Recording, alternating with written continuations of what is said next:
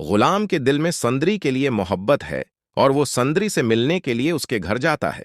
जैसे ही संदरी गुलाम को सामने देखती है, वो फौरन उसे अंदर बुलाती है। गुलाम संदरी से कहता है, मैं तुमसे मोहब्बत कर बैठा हूं। तुम्हारी मोहब्बत ने मुझे तुम्हारे घर तक पहुंचा दिया। संदरी ये सुनकर हैरान हो जाती है, लेकिन फिर गुलाम को बादशाह का फोन आता है और वो फौरन बादशाह के पास चला जाता है। गुलाम की खुशी देखकर बादशाह कहता है, आज तुम बहुत खुश लग रहे हो। गुलाम बादशाह से कहता है, मैं भी एक लड़की से मोहब्बत कर बैठा हूं और उसके बगैर जिंदगी गुजारना बहुत मुश्किल हो गया है। आज मैं उसके घर गया और अपनी मोहब्बत का इजहार किया। बादशाह यह सुनकर मुस्कुरा देता है और गुलाम से कहता है, मुझे भी दिखाओ कि तुम्हारी मोहब्बत कैसी है। गुलाम बादशाह को संदरी से मिलाने ले जाता है। जैसे ही बादशाह की नजर संदरी पर पड़ती है, वो हैरान हो जाती है। सुंदरी बादशाह को देखकर फौरन दरवाजा बंद कर देती है। गुलाम ये सब देखकर हैरान होता है और बादशाह से कहता है, मेरा ख्याल है हम पहले मिले हैं। बादशाह गुलाम से कहता है, तुम इस लड़की से मोहब्बत करते हो? गुलाम कहता है, ये लड़की मेरी पहली और आखिरी मोहब्बत है। बादशाह की आंखें नम हो जाती हैं और वो गुलाम से कहता है, फौरन गाड़ी में बैठो, हम हवेली वापस जा रहे हैं।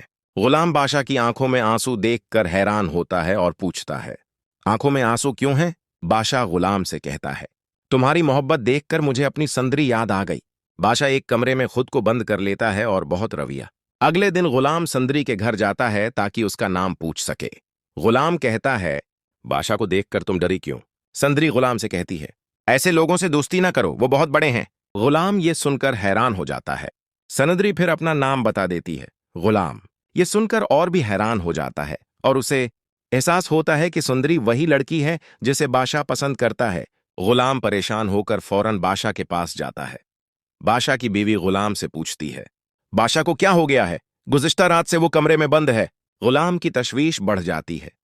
जैसे ही बादशाह को मालूम होता है कि गुलाम आया है, वो फौरन दरवाजा खोल देता है। गुलाम बादशाह से माफी मांगता है, बादशाह मुझे माफ कर दो, मैंने बड़ी गलती की। अगर मुझे मालूम होता कि सुंदरी वो लड़की है जिससे आप मोहब्बत करते हैं, तो मैं कभी उसकी तरफ देखने की जुर्रत न करता। बादशाह इचांक गुलाम का कॉलर पकड़ता है और कहता है, तुमने मेरी मोहब्बत पर नजर रखने के लिए सही काम नहीं किया।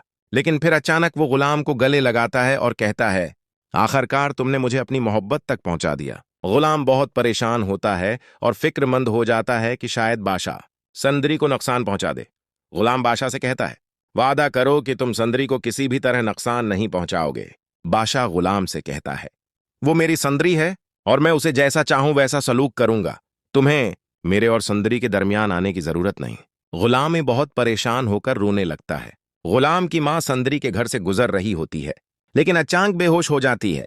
जैसे ही सुंदरी उसे देखती है, वो उसे उठाकर अपने घर ले जाती है। लाजो संदरी से कहता है, बेटे तुम्हारी मां ने तुम्हें बहुत अच्छे तरीके से परवान चढ़ाया है। ये सुनकर सुंदरी रोने लगती है। लाजो समझ जाता है कि वो उसकी मां नहीं है। वो संदरी को गले लगाता है और कहता है, बेटे तुम मुझे मां कह सकते हो।